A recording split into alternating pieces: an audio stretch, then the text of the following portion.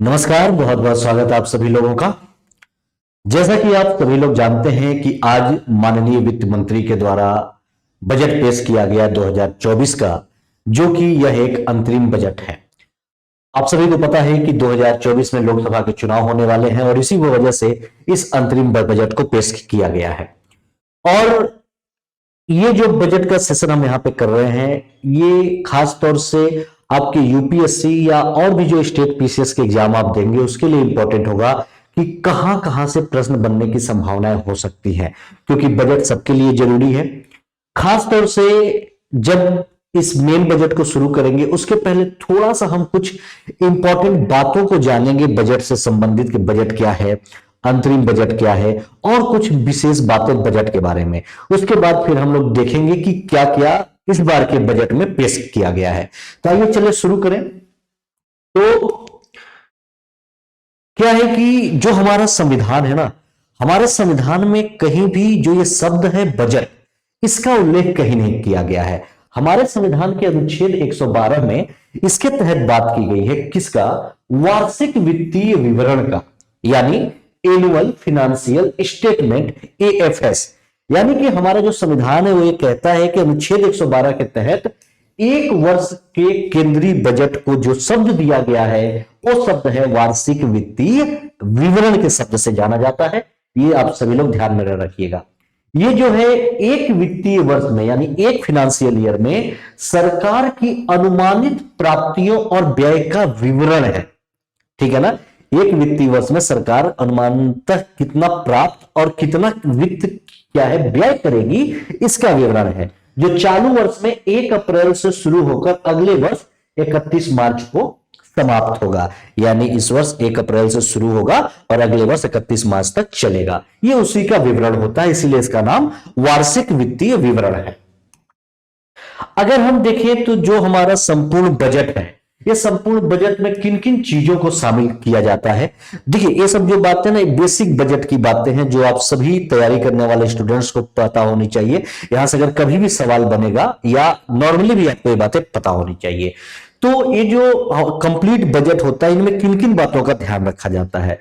तो इस बजट में क्या है कि राजस्व और पूंजी प्राप्तियों का जो अनुमान है उसके बारे में, राजस्व बढ़ाने के क्या तरीके हैं और किन किन साधनों के द्वारा राजस्व को बढ़ाया जा सकता है उसके बारे में, व्यय के अनुमान के बारे में कि सरकार जो खर्च करेगी उसके अनुमान के बारे में बात होती है, पिछले वित्तीय वर्ष की वास्तविक प्राप्तियों और व्यय का विवरण तथा उस वर्ष में किसी भी कमी या अधिशेष का कारण, तो जो पिछला फाइनेंशियल ईयर था उस फाइनेंशियल ईयर में क्या प्राप्तियां हुई, क्या खर्च किया गया, और अगर कोई कमी रह गई उसका क्या कारण है, या जो अधिशेष बच गया है उसका क्या कारण है। ये सब रीजन इसमें शामिल होता है। और इसके साथ साथ आने वाले वर्ष की आर्थिक और वित्तीय नीति अर्थात कराधान प्रस्ताव तथा नई योजनाओं और परियोजनाओं की शुरुआत के बारे में इस बजट में बात की जाती है।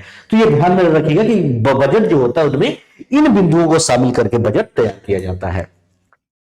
उसके बाद अगर हम देखें कि जब ये बजट जो है संसद में किन किन चरणों से, तो बजट जो है संसद में 6 चरणों से होकर के गुजरता है। तो पहले क्या होता है कि संसद में बजट की प्रस्तुति की जाती है, उसके बाद उस बजट पे आम चर्चा होती है। ठीक है?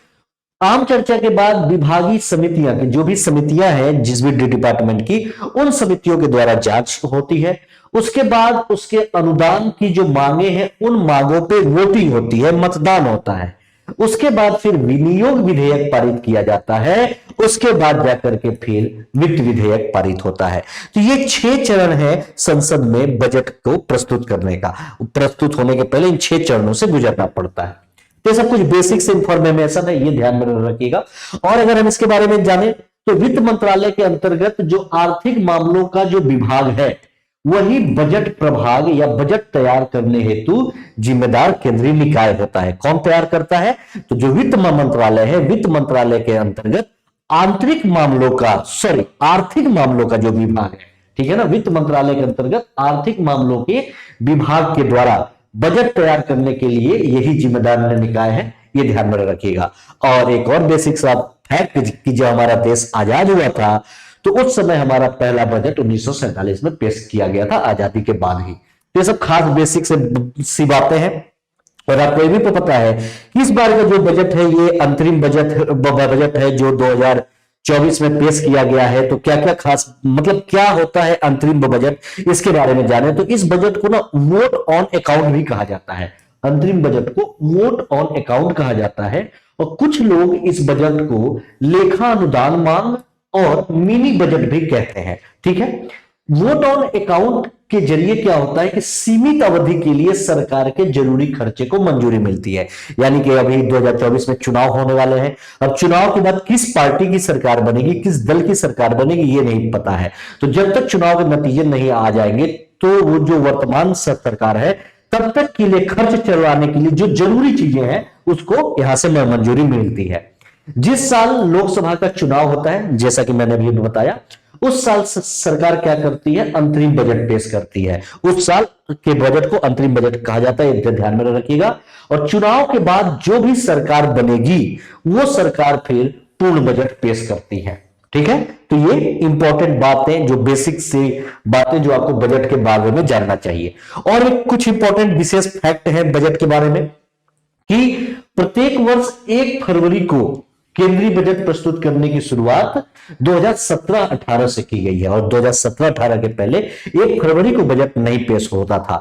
1 फरवरी, जैसे कि आज 1 फरवरी है, आज बजट पेश किया गया, तो इसकी शुरुआत 2017-18 से की गई है। ठीक है, और ये सब क्या है कि देश के वित्त परिदृश्य को समझने के लिए, होने वाले बदलावों को लागू करने के लिए केंद्र सरकार को अधिक समय देने के लिए ऐसा किया गया।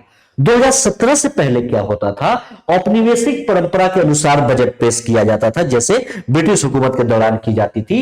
फरवरी के अंतिम सप्ताह में बजट प्रस्तुत किया जाता था। लेकिन 2017-18 से बजट 1 फरवरी को प्रस्तुत किया जाने लगा। उसके पहले फरवरी के अंतिम सप्ताह में होता था औपनिवेशिक सरकार के अनुसार। उसके बाद एक कमेटी थी जिसका नाम है विवेक देबरॉय कमेटी।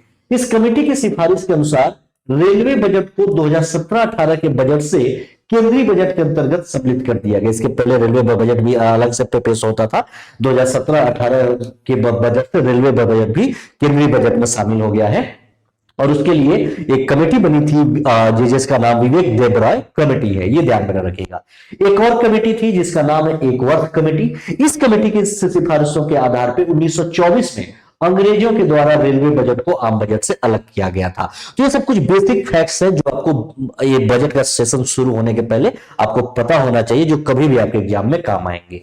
उसके बाद क्या है कि केंद्रीय बजट तैयार करने की जो नोडल एजेंसी है वो आर्थिक मामलों के विभाग यानी वित्त मंत्रालय का बजट प्रभाग जो होता है वही इसको तैयार करता है।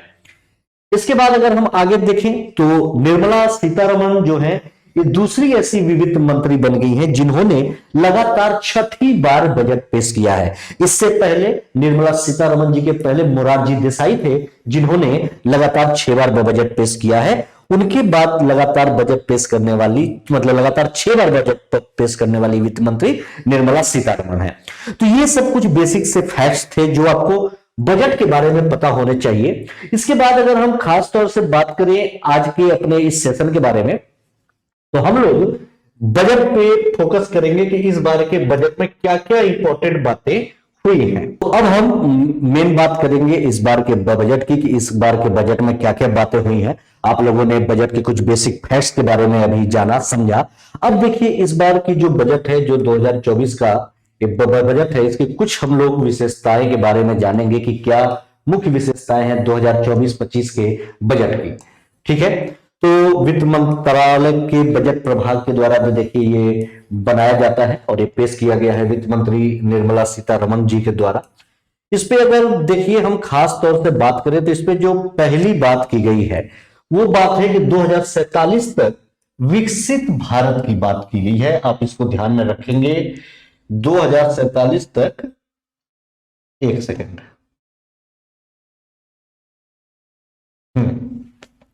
विकसित भारत की बात की गई। आपको पता है कि 2047 में भारत को आजाद हुए 100 साल कंप्लीट हो जाएंगे और ये टारगेट रखा गया है कि जब देश अपने आजादी के 100 वर्ष मना रहा हो तो भारत विकासशील देश की कैटेगरी से निकल करके विकसित देश की कैटेगरी में आ जाए। इस पूरे फोकस के साथ इस पूरे बजट की बात की गई है और इस पे परिकल्पना की गई है आपके आधुनिक भारत सॉरी, इस पे की गई है क्या कि प्रकृति, आधुनिक अवसंरचना और सभी के लिए अवसर के साथ सुसंगत समृद्ध भारत की बात की गई है। इसके तहत है और इसके लिए विकास मंत्र आपको दिया गया है।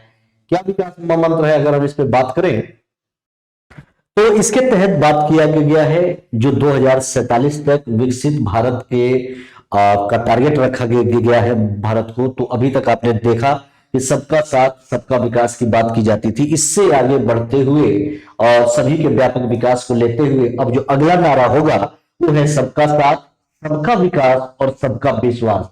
इसके साथ आगे बढ़ते बढ़ते साथ में जोड़ा जाएगा सबका प्रयास, जो आने वाले 2047 के टारगेट के लिए चीजें की जा रही हैं। तो सबके प्रयास के साथ, यानी सबका साथ, सबका विकास, सबका विश्वास और सबका प्रयास, इसके साथ काम होगा। यानी इनके समर्थन से जो भारत की जनसंख्या है, भारत का लोकतंत्र है, भारत की जो विविधता में एकता है, इसको सबको एक साथ जोड़ करके आगे बढ़ने की बात की जाएगी। विकसित भारत @247, यानी कि जब आजादी के हमारे 100 साल पूर्ण हो जाएंगे, उस 100 साल में भारत विकसित देशों की कैटेगरी में शामिल होगा। इस उद्देश्य के साथ इसकी बात की गई है। इसके बाद अगर हम इस बार के बजट में बात करें तो जन केंद्रित समावेशी विकास की बात की गई है। जन केंद्रित समावेशी विकास का मतलब यह है कि आम जनता के लिए जो जो विकास की जरूरतें, मतलब जो भी बुनियादी जरूरतें हैं, इन सब पे फोकस करने की बात की गई है। और इसके तहत कहा गया है कि सभी प्रकार की अवसंरचना, चाहे वो भौतिक अवसंरचना हो, डिजिटल अवसंरचना हो या सोशल, इन सब का ठोस विकास किया जाएगा। भौतिक संरचना का मतलब कि जो जितने भी इंफ्रास्ट्रक्चर हैं, चाहे वो रेल हो, सड़क हो, हॉस्पिटल्स हो या जो भी बुनियादी चीजें हैं, उनकी बात।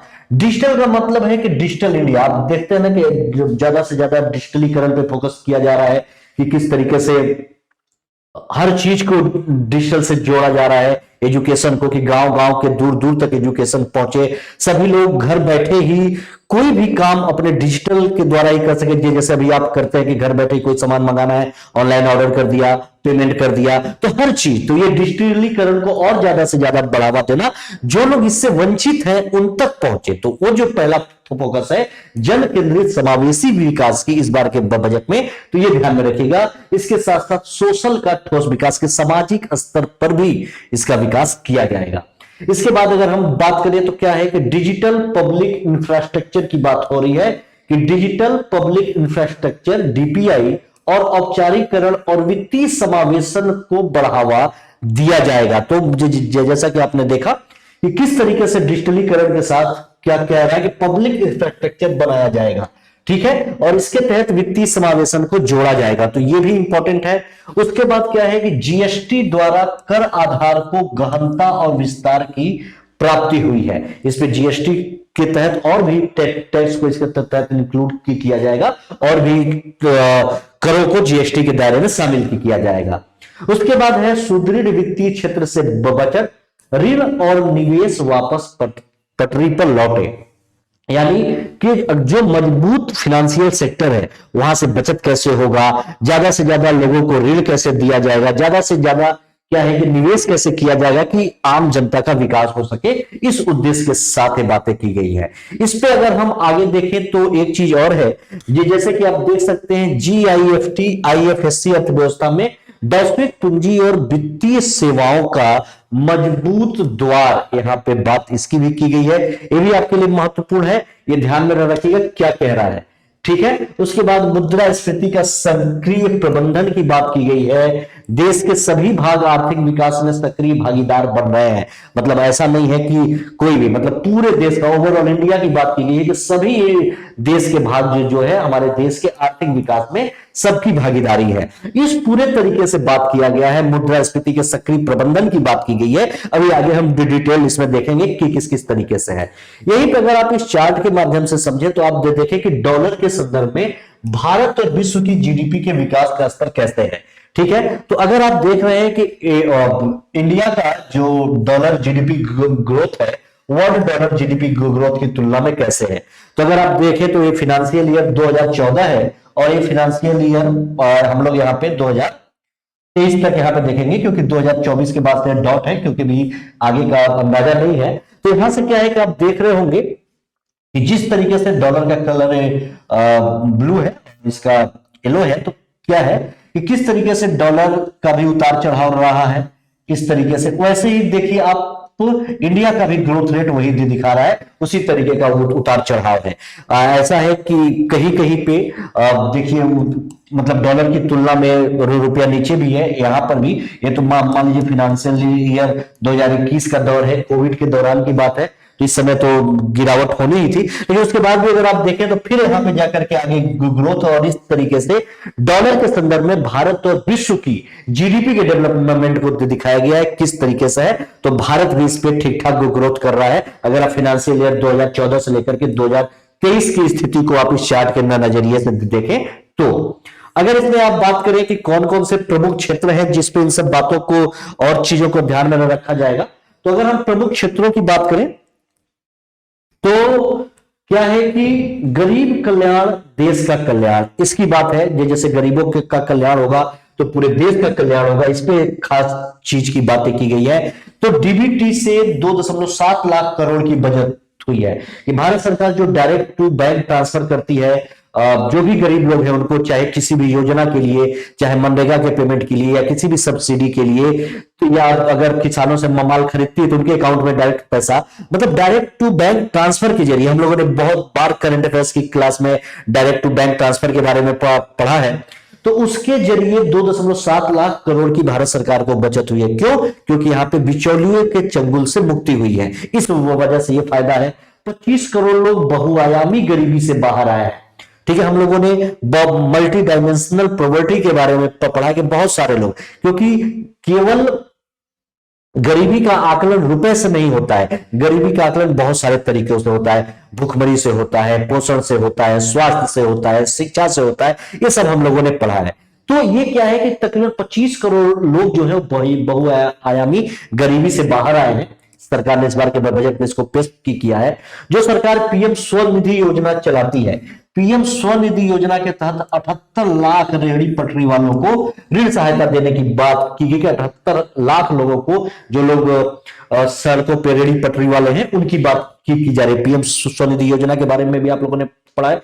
तो देखो, सरकार ने बजट में जिन जिन चीजों को बेसिकली फोकस किया है उनको जरूर ध्यान में रखिएगा, क्योंकि ये हम लोग कभी ना कभी पढ़े हुए हैं और यहां से सवाल बनने की संभावनाएं होंगी। जैसे डायरेक्ट बैंक टू ट्रांसफर के बारे में, मल्टी डायमेंशनल पॉवर्टी के बारे में, पीएम स्वनिधि योजना के बारे में, इन सब के बारे में इस बार के लिए आप लोग जरूर फोकस करिएगा, यहां से सवाल बनने की संभावना जरूर होगी। वहीं पे भारत सरकार ये कहती है कि गरीबों की संख्या की प्रतिशत में कमी आई है, कि अगर बहुआयामी रूप से गरीबी की बात की जाए तो 2005-6 से लेकर के 2022-23 की अगर बात की जाए तो 2005-6 में जो मल्टी डायमेंशनल पॉवर्टी थी भारत में, जो बहुआयामी गरीबी थी, 55.3% थी, जो कि इसका ग्रोथ रेट देखिए कम होते होते होते ये 11.3% है 2022-23 में। तो सरकार के अनुसार भारत में बहुआयामी गरीबी पहले की तुलना में कम है, ठीक है ना, 2005-6 की तुलना में अभी कम हो रही है। तो ये सब एक आपको ध्यान में रखने का जरूरत है इस बार के बजट के उद्देश्य से। यहीं पे अगर हम युवाओं के सशक्तिकरण की बात करें कि यहाँ पे भारत सरकार युवाओं के सशक्तिकरण पे क्या बात कर रही है, तो तकरीबन कौशल भारत जो मिशन स्किल डेवलपमेंट, जो मिशन भारत सरकार के द्वारा चलाया जा रहा है, इसके तहत तकरीबन 1.4 करोड़ युवाओं को प्रशिक्षण प्राप्त हुआ है। ठीक है, इसके बाद युवाओं को उद्यमी बनने की आकांक्षाओं को बढ़ावा देने के लिए जो पीएम मुद्रा योजना भारत सरकार चलाती है, उसके तहत 43 करोड़ ऋण भी स्वीकृत किए गए हैं। तो ये इंपॉर्टेंट है, ये जरूर ध्यान में रखिएगा क्या क्या खास बातें। और ये इसलिए, अब देखो, अब आपको यहां से इस बार के प्रीलिम्स के लिए कौशल भारत में मिशन, पीएम मुद्रा योजना, ये सब आपको इस बार के लिए ध्यान में रखना होगा, इस बार के लिए इंपॉर्टेंट हो सकता है। वहीं पे पीएम श्री बजट आवंटन में बढ़ोतरी की बात की गई है कि अगर 2023-24 में 4,000 करोड़ रुपए की बात है, वहीं पे 2024-25 के बजट में यह बढ़ोतरी है 6,050 करोड़ रुपए पीएम श्री के आवंटन में, इसके बजट में बढ़ोतरी इस बार हुई है। तो ये सभी ध्यान में रखिएगा कि ये पीएम श्री योजना के बारे में, इन सब के बारे में।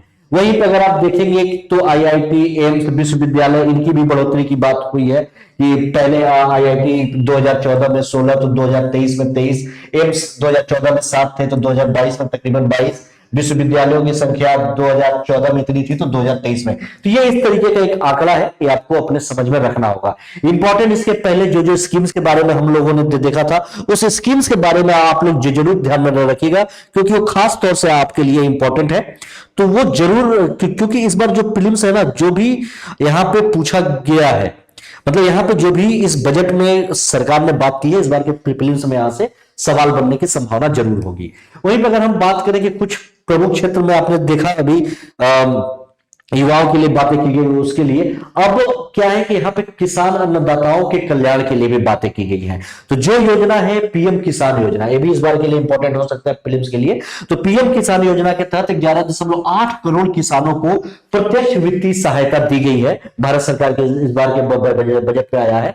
और प्रधानमंत्री फसल बीमा योजना के तहत 4 करोड़ किसानों को फसल बीमा, तो इस योजना के बारे में भी ध्यान में रखिएगा।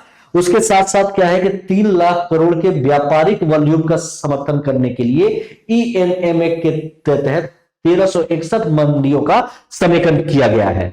उसके तहत ही अगर यहां पे आप देखें तो गेहूं और चावल की खरीद का भी बढ़ा है।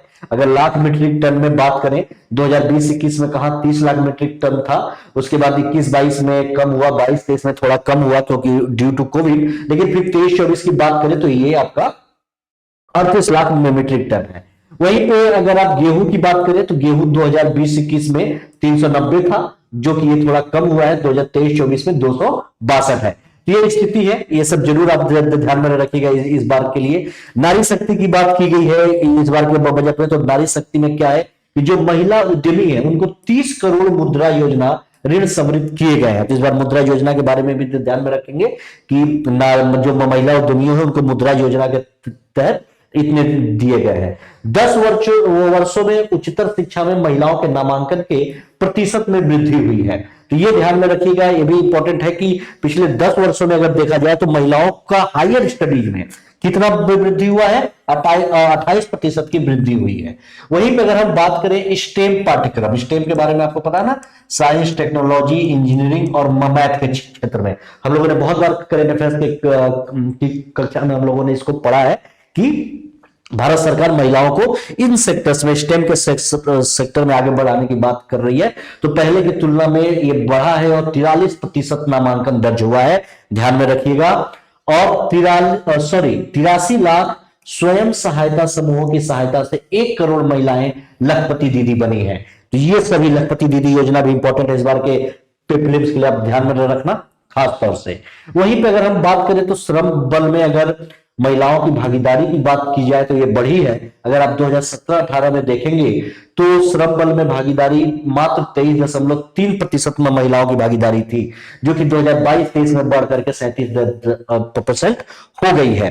तो हर क्षेत्र में महिलाओं की भागीदारी बढ़ रही है, चाहे हायर स्टडी हो, चाहे स्टेम हो, या महिला उद्यमियों का क्षेत्र हो, या श्रम बल। तो ये सब खास बातें।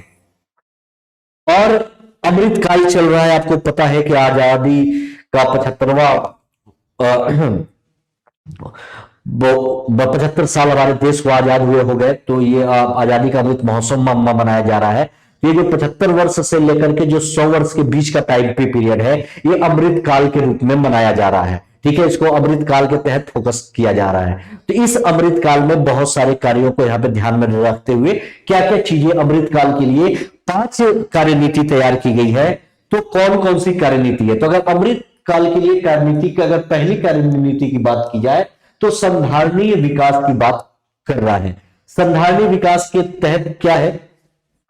संधारणीय विकास का मतलब यह है कि आप उदाहरण के लिए ये समझे कि जैसे हमारी आने वाली जो पीढ़ी है, हम अपनी आने वाली पीढ़ियों के लिए क्या छोड़कर जाते हैं, ये इसको आप एक तरीके से संधारणीय विकास और धारणीय विकास के रूप में समझ सकते हैं कि जैसे हमारे पूर्वजों ने हमारे लिए क्या किया, हम आने वाली पीढ़ियों के लिए क्या कर रहे हैं। अब ऐसा नहीं कि हम डेवलपमेंट के नाम पे हम लोग देख रहे हैं कि अक्सर जीवाश्म ईंधन को कम यूज करके बायोफ्यूल के ऊपर ज्यादा फोकस कर रहे हैं, या क्लाइमेट चेंज पे पूरा विश्व फोकस कर रहा है। तो ऐसा नहीं हो कि आने वाली पीढ़ियों के लिए हम ऐसा कुछ दे के जाए कि ऐसा वो इस पर्यावरण में रह ही ना पाए। तो संधारणीय विकास को बेसिकली फोकस करके जो अमृत काल का पहला जो मिशन है या कार्यनीति है, वो यही कह रहा है कि इसके तहत टारगेट है कि 2070 तक निवल शून्य की प्रतिबद्धता को पूरा करना। इस टारगेट के साथ एक बजट लाया गया है, ये ध्यान में रखिएगा। कुछ उसके लिए पवन ऊर्जा के लिए इसके काम होगा, कोयला गैसीकरण तरलीकरण क्षमता की स्थापना होगी, सीएनजी पीएनजी संपीड़ित जो बायोगैस है इसका अनिवार्य मिश्रण होगा, बायोमास एकत्रीकरण मशीनरी खरीद के लिए वित्तीय सहायता वगैरह भारत सरकार इसके लिए देगी। इसको ध्यान में रखना। तो इस तरीके से जो अमृतकाल के लिए है, आप लोग देख रहे हैं कि जीवाश्म ईंधन का कम से कम उपयोग हो और बायोफ्यूल का उपयोग ज्यादा बढ़े, इस उद्देश्य से ये सारे काम किए जा रहे हैं। अगर इसी में बेसिकली हम बात करें कि क्या कह रहा है कि छत पर सौर ऊर्जा प्रणाली की स्थापना, इसके तहत यह भी है कि छत पर सौर ऊर्जा प्रणाली की जो बात की जा रही है उसके तहत, तो ये जो है इसके तहत क्या है कि छत पर सौर ऊर्जा प्रणाली की स्थापना, जो प्रधानमंत्री सूर्योदय मिशन शुरू हुआ है उसके तहत क्या है कि प्रति माह 300 यूनिट फ्री बिजली पाने में 1 करोड़ परिवारों की सहायता की जाएगी। इसके तहत क्या है कि कोई भी परिवार अपने छत पे सोलर पैनल लगाएगा और अगर वो 300 यूनिट पैदा करता है, उसके जरिए उसको मिलता है, तो क्या है कि उदाहरण के लिए आप समझ सकते हैं कि गवर्नमेंट उसे खरीद लेगी या उनको 300 यूनिट जो है उनको बिल्कुल फ्री में मिलेगा। और ये क्या है कि 1 करोड़ परिवारों के लिए है, तो ये इंपॉर्टेंट है। इसके तहत क्या है कि आप यहाँ पे देख सकते हैं कि सार्वजनिक परिवहन या नेटवर्क के लिए ई बसों को अब अपनाने की बात की गई, इलेक्ट्रिक बसों के अपनाने की बात कर रही है। जैसे आप देखेंगे कि राष्ट्रीय राजधानी दिल्ली में इलेक्ट्रिक बसों को जिस तरीके से बढ़ाया जा रहा है उस तरीके की बातें हैं। ई वाहन के विनिर्माण और चार्जिंग द्वारा ई वाहन इकोसिस्टम को, इलेक्ट्रिक व्हीकल को ज्यादा से ज्यादा उपयोग करने की बात की जा रही है कि कार्बन उत्सर्जन कम हो। तो इन सब चीजों की बातें की गई हैं। इसके बाद बातें की गई है कि पर्यावरण के अनुकूल विकल्पों में सहायता के लिए बायो मैन्युफैक्चरिंग और बायो फाउंड्री की नई योजना शुरू की जाएगी आने वाले समय में। तो ये सब खास बात है। अगर यही पे आप ये ध्यान से देखें इस चार्ट के अनुसार, तो क्या है, कह रहा है कि गैर जीवाश्म ईंधन आधारित विद्युत उत्पादन क्षमता के प्रतिशत में वृद्धि। गैर जीवाश्म ईंधन पर आधारित विद्युत उत्पादन का प्रतिशत, तो अगर आप देखें गैर जीवाश्म ईंधन की बात हो रही है तो इसका प्रतिशत बढ़ा है। जैसे अगर आप बात करें तो 2004 में गैर जीवाश्म, यानी कि आप देखते हैं कि भारत में ज्यादातर जो बिजली का उत्पादन होता है वो कोयले से होता है, यानी कि अगर आप 2004 में बात करें तो मात्र 30.4% जो बिजली का उत्पादन हुआ है, इसको छोड़ करके बाकी सारा बिजली का उत्पादन कोयले से है। तो ये जीवाश्म ईंधन है कोयला, और गैर जीवाश्म ईंधन यानी 3.4 जो कि पर्यावरण के लिए बहुत ही अनुकूलन है। इस पे आप सोलर एनर्जी को ले सकते हैं, ठीक है ना, तो इस तरह अक्षय ऊर्जा को ले सकते हैं। ये सब तो इसका भी परसेंटेज देखिए बढ़ा है, 30 से लेकर के 43.9% नवंबर 2023 तक हुआ है कि बिना किसी जीवाश्म ईंधन का उपयोग किए हुए 43.9% क्या है विद्युत उत्पादन किया गया है गैर जीवाश्म से। ये महत्वपूर्ण उपलब्धि है, ध्यान में रखिएगा। उसके बाद क्या कह रहा है कि पीएम यूआई के तहत 10 करोड़ एलपीजी कनेक्शन, जो उज्ज्वला योजना है, प्रधानमंत्री उज्ज्वला योजना, इसके तहत 10 करोड़ एलपीजी कनेक्शन भी जारी किए गए। जो उजाला योजना है जिसके तहत कि जो एलईडी बल्ब वगैरह दिए जाते हैं, उसके तहत 36.9 crore LED bulb, 72.2 lakh LED tubelight और 23.6 लाख ऊर्जा कुशल पंखों का वितरण भी किया गया है। ये सभी इंपॉर्टेंट है। वहीं पर अगर आप बात करें एसएनएलपी के तहत 1.3 करोड़ एलईडी स्ट्रीट लाइट भी लगाई गई है। इस योजना के तहत सड़कों पे स्ट्रीट लाइट की बात की गई है, तो ये आपने देखा। वहीं पे अगर आप अमृतकाल के लिए कार्यनीति और दूसरी कार्यनीति की बात करें, तो जो दूसरी कार्यनीति है वो है अवसंरचना और निवेश की, कि भारत सरकार किस किस सेक्टर में निवेश करेगी और इंफ्रास्ट्रक्चर में खास तौर से क्या। तो आप लोगों ने पीएम गति शक्ति योजना के बारे में सुना है, इस बार के लिए प्रीलिम्स के लिए इसको भी ध्यान में रखिएगा। तो इसको जितनी भी लॉजिस्टिक कार्य कुशलता है इसको बढ़ाने के लिए और इस लागत को कम करने के लिए पीएम गति शक्ति के अंतर्गत 3 बड़े रेलवे कॉरिडोर कार्यक्रमों को लागू किया गया है, ठीक है ना। अब चाहे इसके तहत 3 बड़े रेलवे कॉरिडोर बनाए जाएंगे और पीएम गति शक्ति के तहत तो आपको पता ही है कि सड़क, रेलवे, इन सब पे काम किया जाएगा, ठीक है। तो ये इंपॉर्टेंट है, ये ध्यान में रखिएगा। इसके तहत हम बात करें तो द्विपक्षीय निवेश समझौते के माध्यम से विदेशी निवेश को बढ़ावा देना, कि भारत अपने मित्र देशों के साथ में मिलकर के द्विपक्षीय सहयोग के द्वारा यहाँ पे विदेशी निवेश को बढ़ाने पे बात की जाएगी। उसके बाद उड़ान योजना के अंतर्गत मौजूदा हवाई अड्डों का विस्तार किया जाएगा और नए हवाई अड्डे भी बनाए जाएंगे। जैसे कि आप देखें ना, उड़े देश का आम नागरिक, तो ये सब आम जो मध्यम क्लास के लोग हैं वो लोग भी हवाई जहाज से यात्रा कर सके, उसके लिए सारे प्लान हैं। इसी में अगर हम आगे बात करें तो मेट्रो रेल और नमो भारत के द्वारा शहरों के परिवर्तन को बढ़ावा के और भी भारत के शहरों में मेट्रो रेल वगैरह चलाई जाएंगी। तो ये सब जो चीजें हैं ये जरूर ध्यान में रखिएगा, इस बार के बजट की एक खास बात है। वहीं पे अगर आप पूंजीगत व्यय में वृद्धि की बात करें, अगर इस आप चार्ट के द्वारा देखें, इधर लाख रुपए में बात कर रहा है, कैपिटल एक्सपेंडिचर और capex as percentage of GDP की बात हो रही है। तो अगर हम देखें कि फाइनेंशियल ईयर 2018 से वहीं पे अगर फाइनेंशियल ईयर 2024 और आने वाला जो 2025 है, यहां पे आप देख रहे होंगे कि कैसे यहां पे 3 लाख करोड़ रुपए से शुरू होकर के ये यहां तक आई है। ये तकरीबन यहाँ पे 2024, अगर हम अभी केवल 2024 की बात करें तो 2024 में कहीं ना कहीं 11 लाख रुपए के आसपास है। ठीक है, तो ये ध्यान में रखिएगा। और वैसे ही क्या है कि आपके एक परसेंटेज में है और उसी तरीके से 2025 में हो सकता है 12 तक पहुंचने का अनुमान है। तो ये है। वहीं पर अगर आप देखें तो एफडीआई के अंतर प्रवाह को दुगुना करने की बात की गई है कि 2005 से लेकर के 14 में 298 यूएसडी था, जो कि 2014 से 23 में 596 यूएसडी हो गया है। तो ये सब इंपॉर्टेंट है इस बार के बजट के लिए, ये ध्यान में रखिएगा। वहीं पे अगर आप भौतिक और संरचना की बात देखें कि क्या हुआ है डेवलपमेंट, तो अगर वही फाइनेंशियल ईयर 2015 की बात करें और नेशनल हाईवेज की बात करें किलोमीटर में, तो जहां 2015 में 97,991 किलोमीटर नेशनल हाईवे बने थे, वहीं पे आप आगे जाएंगे तो फाइनेंशियल ईयर 2022 में 1,44,634 किलोमीटर नेशनल हाईवे का निर्माण हुआ।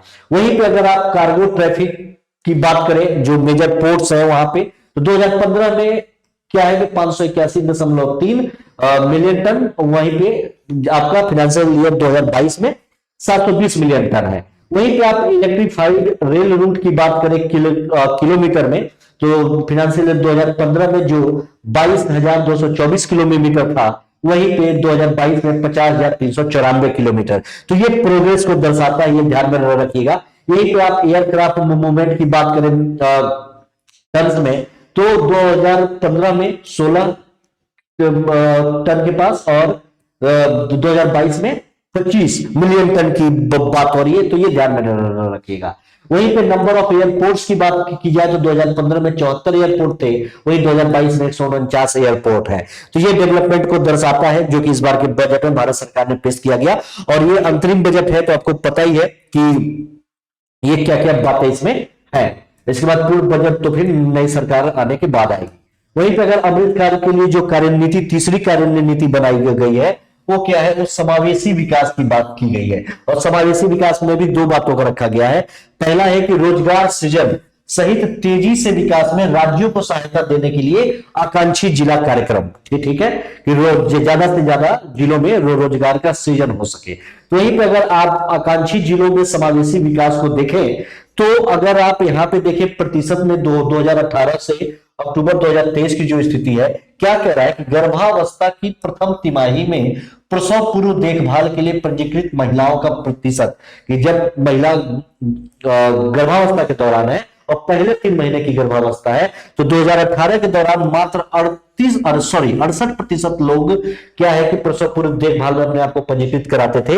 वहीं अक्टूबर 2023 तक ये परसेंट बढ़ करके 89 हो गया है। तो ये बहुत बड़ी उपलब्धि है।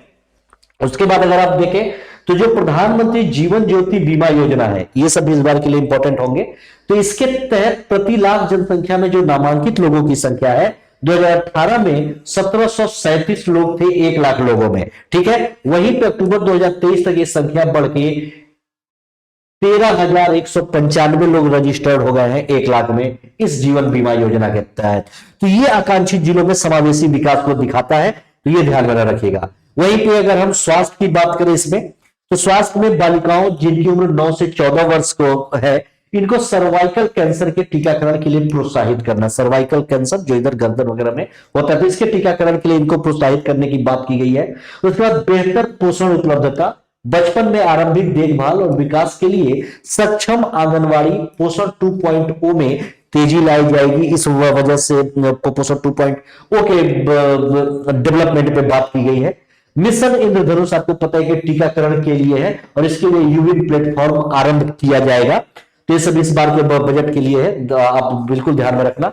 आयुष्मान भारत योजना के अंतर्गत सभी आशा कर्मी, आंगनबाड़ी कार्यकर्ताओं और सहायिकाओं को स्वास्थ्य बीमा दिया जाएगा। ये सबसे महत्वपूर्ण है, स्टार बना लेना, इस बार के लिए इंपॉर्टेंट होगा, ठीक है। क्योंकि ये वाला जो ग्राफ है, इस ग्राफ की बढ़ोतरी में 68 से 89 पहुंचने में आशा कार्यकर्ताएं, आंगनवाड़ी कार्यकर्ताओं का बहुत बड़ा योगदान है, इसलिए, ठीक है ना। उसके बाद अगर हम यहाँ पे बात करें तो अमृतकाल के लिए जो कार्यनीति है और जो चौथी कार्यनीति है जो कि समावेशी विकास के दूसरे उसको हम बात करें, तो यहाँ पे आवास की बात की गई है। तो जो प्रधानमंत्री आवास योजना चलती थी ना ग्रामीण, इसके तहत 3 करोड़ आवास के लक्ष्य को प्राप्त करने वाला है बिल्कुल, और अगले 5 वर्षों में और 2 करोड़ आवास का टारगेट इसके तहत रखा गया है, प्रधानमंत्री आवास योजना के तहत। इस पे इसके साथ साथ एक इंपॉर्टेंट बात आने वाली योजना में और भी है कि अभी तक ये योजना केवल ग्रामीण लोगों के लिए थी, लेकिन इस पे क्या है कि अपना घर खरीदने और बनाने के लिए जो मध्यम वर्ग को भी प्रोत्साहित करने हेतु मध्यम वर्ग आवास योजना आरंभ किया जाएगा। अभी तक ग्रामीण गरीब परिवारों को मिलता था, मध्यम वर्ग को भी इसके तहत दिया जाएगा। और इसके तहत अगर हम आवंटन की बात करें प्रधानमंत्री आवास योजना के तहत, तो आप देख रहे होंगे करोड़ रुपए में 2023-24 में क्या है कि 79,590 करोड़ रुपए की आवंटन किया गया था। वहीं 2024-25 में इस योजना के लिए 80,671 रुपए का आवंटन हुआ है। तो आप एबिट को थोड़ा सा अपने कॉन्सेप्ट में समझ में ध्यान में रखेंगे।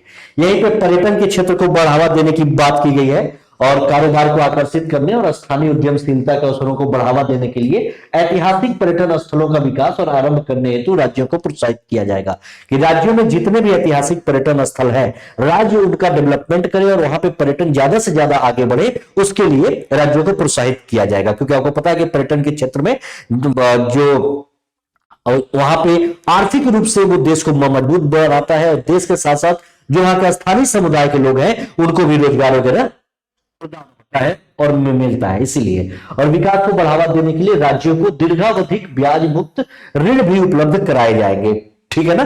तो ये भी ध्यान में रखिएगा कि राज्यों को इसके लिए दीर्घावधि के लिए ऋण भी दिए जाएंगे इन सब डेवलपमेंट को करने के लिए। वहीं आप देखें जैसे G20 की बात है, इस बार भारत ने G20 की मेजबानी की थी 2023 में। तो G20 60 स्थानों पे भारत में किया गया था। G20 की बैठकें जो कि वैश्विक दर्शकों को भारत की विविधता के बारे में बताया, क्योंकि भारत वैसे भी विविधता वाला देश है, इसीलिए 60 स्थानों पे, तो भी इंपॉर्टेंट है ध्यान रखना कि कितने स्थानों पे G20 की बैठक हुई थी भारत में, तो 60 स्थानों पे। इसके साथ साथ क्या है कि लक्षद्वीप सहित अन्य द्वीपों में पत्तन की कनेक्टिविटी, पर्यटन और संरचना और सुविधाओं के लिए भी परियोजनाएं लक्षद्वीप में भी आरंभ की जाएंगी। तो ये सब इस बार के अंतरिम बजट में ये खास था, इसको ध्यान में रखेंगे। वहीं पर अगर आगे बात करें तो अमृतकाल के लिए जो कार्यनीति जो 5वीं योजना है वो है आपकी कृषि और खाद्य प्रसंस्करण की। तो कृषि और खाद्य प्रसंस्करण में अगर हम देखें तो सरकार जो है वो फसल कटाई के क्रियाकलापों में निजी और सरकारी दोनों निवेश को बढ़ावा देगी, ठीक है ना, पब्लिक प्राइवेट पार्टनरशिप, इसके तहत फसल कटाई के क्रियाकलापों में। वहीं पर नैनो डीएपी का प्रयोग सभी कृषि जलवायु क्षेत्रों में किया जाएगा। जैसे नैनो यूरिया आया था, ये सब फर्टिलाइजर्स है, खाद है, खेतों में देने वाले उर्वरक है।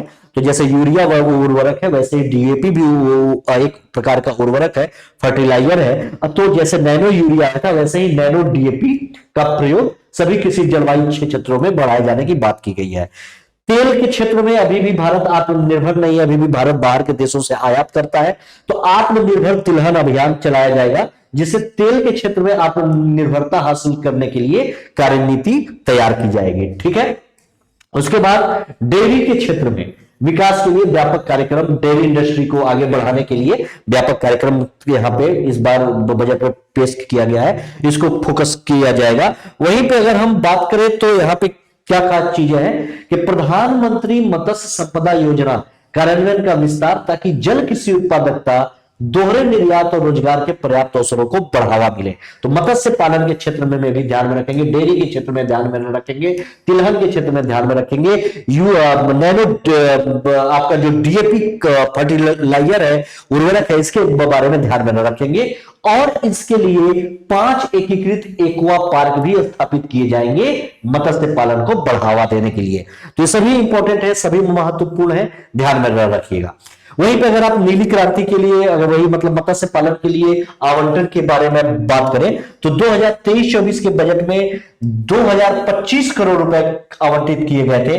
वहीं 2024-25 में इसके लिए 2352 करोड़ रुपए आवंटित किए गए हैं नीली क्रांति के लिए।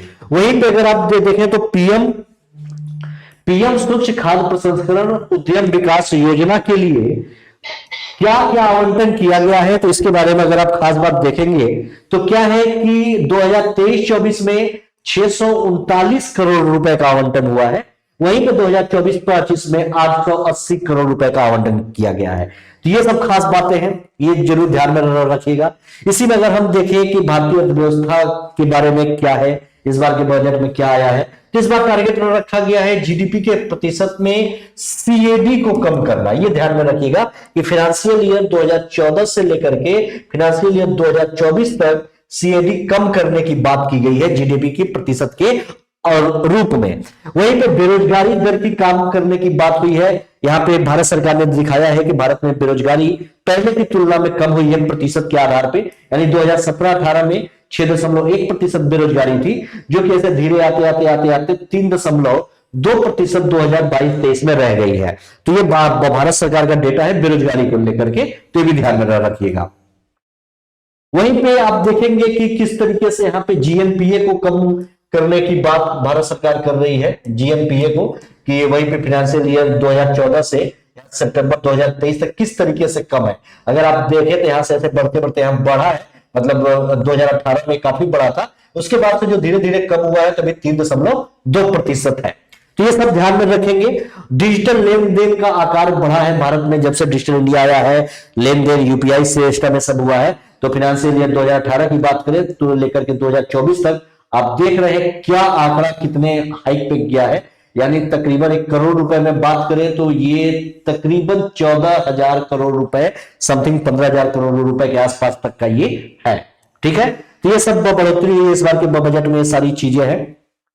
वैसे आप देखें तो ये लाख करोड़ रुपए में औसत मासिक सकल जीएसटी संग्रहणों में भी वृद्धि हुई है। जीएसटी के संग्रहण में कि जो 2018 तक 0.9% वृद्धि थी, ये बढ़ते बढ़ते अब जाकर के 1.7% फाइनेंशियल ईयर 2024 में जीएसटी के तहत जो कर का संग्रहण किया गया उसकी स्थिति को दिखा रहा है। वहीं पे आप हेडलाइन मुद्रास्फीति में अगर गिरावट की बात करें तो 2014 की तुलना में देखें प्रतिशत में तो 9.4 था, फिर यहां से ऐसे गिरा 2019-20 में, फिर यहाँ पे बढ़ा है क्योंकि ये ड्यू टू कोविड था, तो यहाँ पे बढ़ता ही मुद्रास्फीति यानी महंगाई वगैरह बढ़ेगी। उसके बाद फिर क्या है कि यहाँ पे 2024 में फिर 5.5 यहाँ पे महंगाई फिर थोड़ी कम हो रही है, ऐसा भारत सरकार के द्वारा यहाँ पे दिखाया गया है।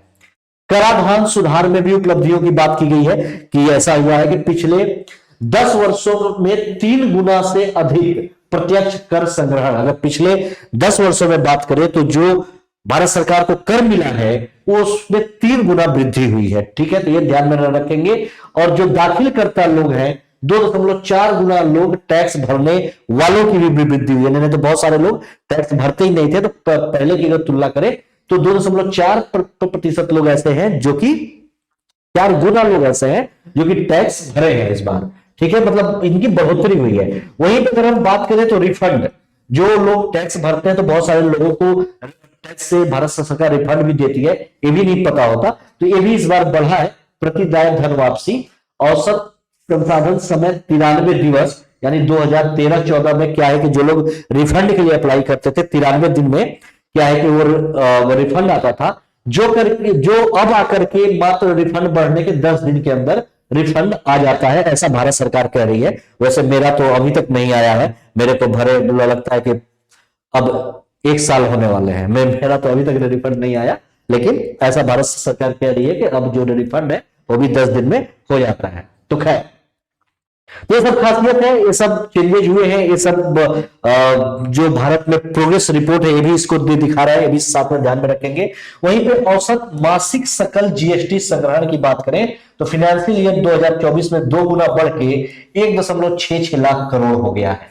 ठीक है, वहीं पे राज्य राजस्व कर की जो बात करें तो ये 2012 से 16 में 0.72 से बढ़ के जीएसटी के बाद की अवधि में 2017 से 23 में 1.22 हो गई है राज्यों के राजस्व कर की। तो ये है, इससे क्या होगा, इससे उपभोक्ताओं को लाभ है, जिससे क्या है कि रसद लागत, अधिकांश वस्तुओं और सेवाओं के मूल्य में कमी होगी। तो ये सब खास बात है, ध्यान में रखिएगा।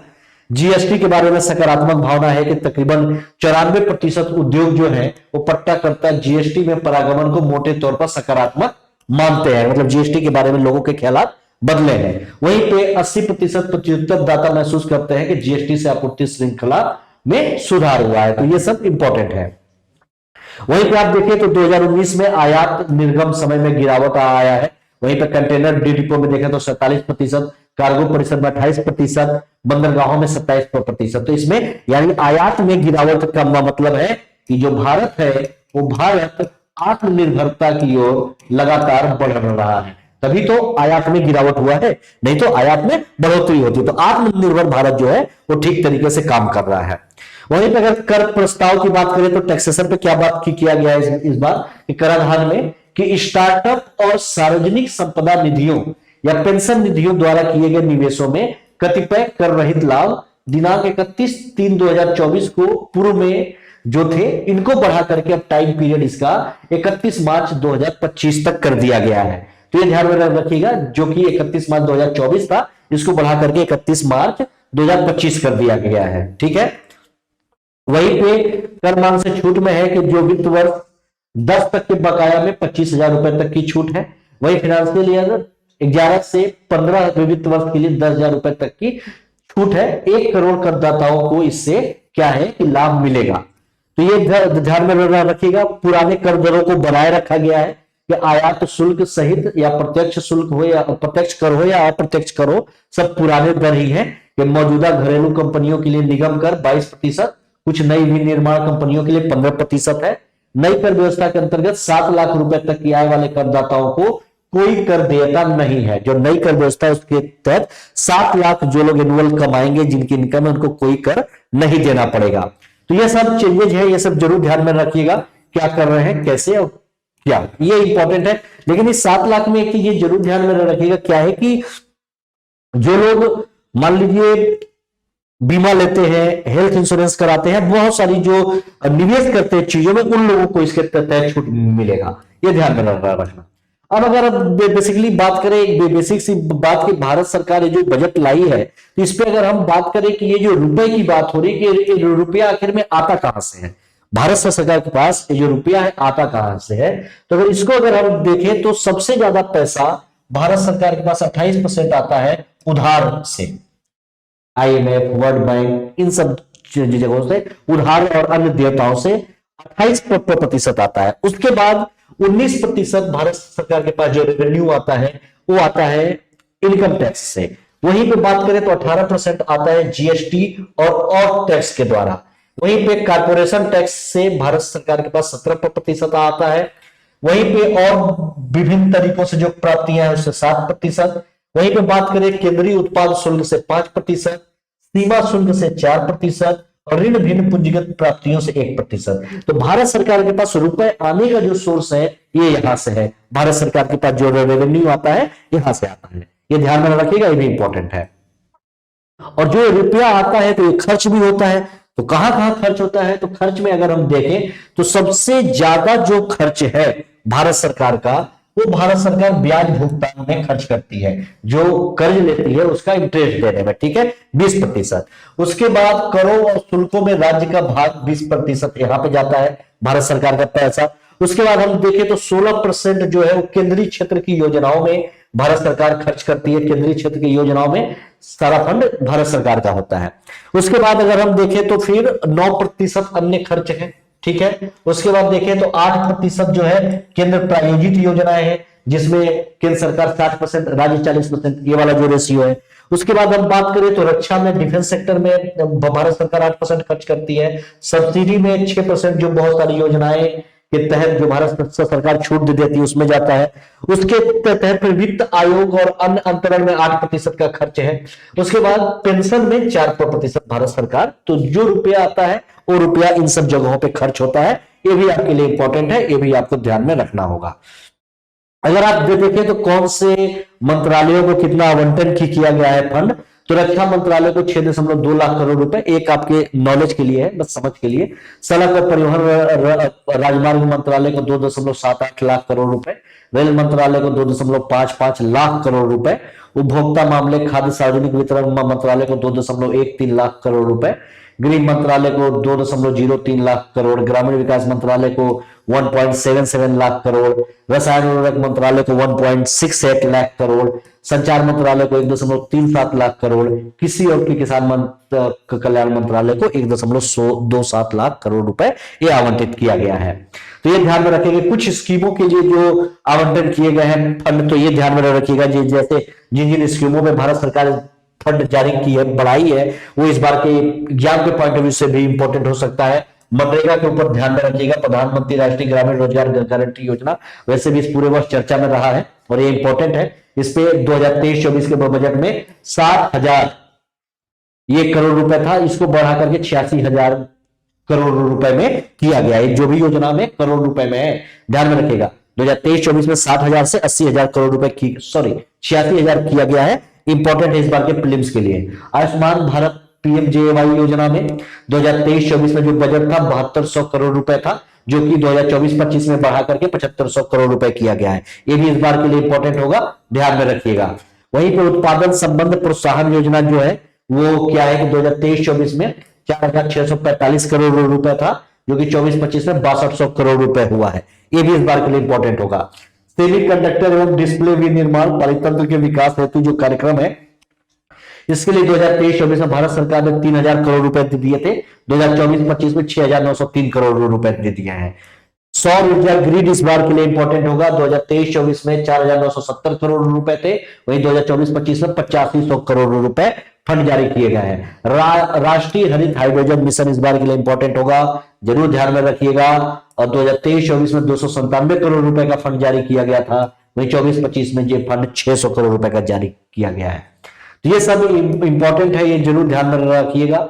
यहाँ पे अगर आप देखें तो प्राप्तियां और व्यय के बारे में बात है कि जो प्राप्तियां है 2022-23 से लेकर के 2024-25 के जो राजस्व की प्राप्तियां है, ये लाख करोड़ में बढ़ोतरी है। यानी अगर 22-23 में देखें तो 23.8 लाख करोड़ से लेकर के ये यहाँ पे 30 लाख करोड़ तक की बढ़ोतरी है।